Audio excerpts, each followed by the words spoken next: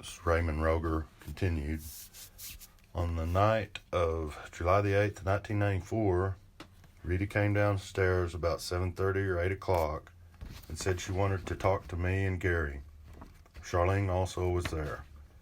We went upstairs and she showed us a newspaper clipping which I recognized from the Lawrence Tribune. Written in pencil was, "I'm going to kill you," or "I'm going to get you again." She said she found it in her mailbox. Around 8 o'clock that night, I was in my driveway and I heard her crying and saying something like, "Please leave me alone. Don't do it again." I heard a door slam and I saw her come out alone and walk toward Essex Street. She went out the front and didn't say anything. I didn't see her again until about 12:30 the next morning when she came back home with Elaine Eaton and a man I don't know. Rita was with them.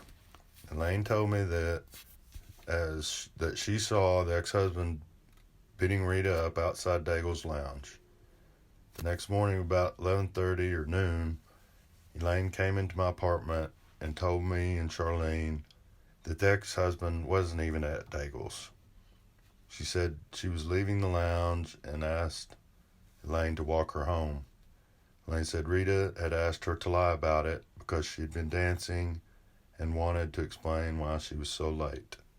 She didn't want Ed to know what she had been doing. Ed, who had gone out to look for her when he got home from work about 10:30 Friday night, was upstairs when Rita, Elaine, and the fellow arrived. Rita told him, "My ex-husband beat me up again outside Daigle's." Ed left saying he was going to go find the ex-husband.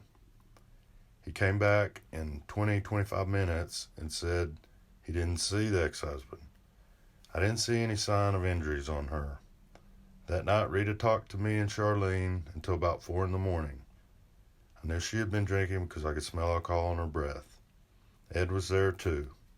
She talked about her marriage to her ex-husband. She claimed that on the day of her marriage, he made her dance in a circle and drink blood, and that during a pregnancy, the ex-husband cut the baby out of her and made her drink its blood.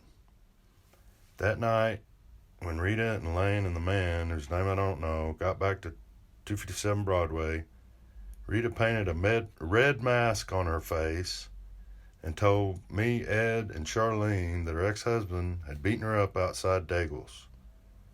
On Saturday morning, when Elaine said she had lied for Judy, she said she arrived at Daigle's at 10:30 p.m. to 10:45 and saw Rita dance with some Jamaican and was drinking there.